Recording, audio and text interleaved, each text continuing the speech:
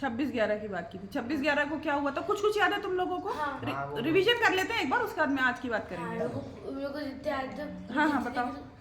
उसमें पहले कुछ मछुआरे मतलब जो पाकिस्तान और हिंदुस्तान के बीच में एक हो जाती थी, एक लाइन अलग से। देखो समुद्र भी है ना डिवाइडेड, जैसे एलओसी वगैरह ना, लाइन ऑफ कंट्रोल, कि इस साइड हमारे आर्मी के लोग रहेंगे, उस साइड उनके रहेंगे, मतलब डिवाइडेड है ना एरिया। जब भारत से पाकिस्तान अलग किया तो कुछ तो एरिया डिसाइड किया होगा ना कि इतना उनका है इतना हमारा है। वैसे ही समुद्र में भी ऐसा ही होता है, केवल हिंदुस्तान पाकिस्तान नहीं, सब जगह ऐसे ही होता है। ठीक है, तो वो उस एरिया को क्रॉस करके आना था, उन्होंने हिंदुस्तानी बोट में जो लोग बैठे हुए थे उनको मार दिया और खुद उस पर बैठकर और मुंबई आ गए। फिर उसके बाद वहाँ पे वो कुछ जगह गए और उन्होंने अंधाधुंध गोलियां चलाई और उसमें बहुत सारे लोगों की जान गई और इतनी देर में। हाँ ठीक है, और कोई बताएगा? वो लोग जो थोड़ा जोर से बोलो तुम।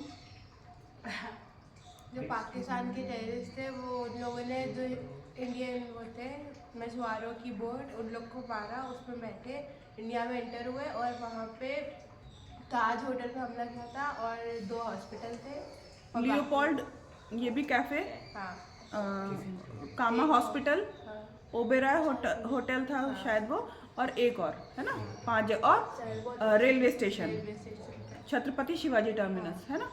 इतनी जगह पर जाकर 10 लोग थे 10 थे 10 लोग टेररिस्ट। थे, 9 को और मार उस दिया था। ऑर्गेनाइजेशन का नाम क्या था जिससे वो आए थे? लश्कर-ए तैयबा।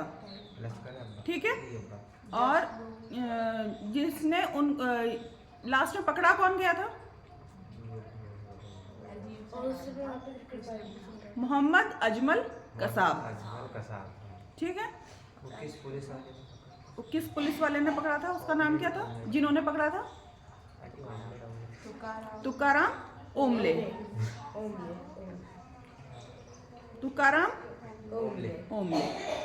ठीक है, और अगर वो जिंदा नहीं पकड़ा जाता तो क्या गलत हो सकता था? तो दिया जाता कि हिंदुओं ने अटैक किया क्योंकि उसके हाथ में कलावा बंधा हुआ। वो कलावा बांध कर आया था, कोई पॉसिबिलिटी नहीं थी कि वो जिंदा पकड़ा जाए, नहीं है ना, क्योंकि बाकी सारे भी मारे गए थे, वो तो एक वो बच गया। तो अगर ये भी मर जाता, उसके हाथ में कलावा देखते तो क्या लगता? हिंदुओं ने किया है ना। वो तो जिंदा बचा, उसने बताया अपना नाम, ऑर्गेनाइजेशन का नाम, कहाँ पर उसकी ट्रेनिंग होती थी, किसने ट्रेनिंग दी, किस देश में होती थी, कैसे आए, ये सब किसने? उसी ने बताया। जब उसको वो डेथ सेंटेंस हुआ, मौत की सज़ा सुनाई गई, फांसी की, तब उसने क्या किया? राष्ट्रपति को पिछली बार हम पत्र लिखा, क्षमा, उसको बोलते हैं दया याचिका, कि हम पर दया कर दो, है ना, मौत की सजा, फांसी की सज़ा मत दो, कुछ और, मतलब जैसे उम्र कैद दे दो या कुछ दे दो। लेकिन राष्ट्रपति कौन थे? राष्ट्रपति प्रणब मुखर्जी। कुछ चीज़ें तुम लोगों को बिल्कुल याद होनी चाहिए, है ना, एक एक इंसिडेंट के बारे में।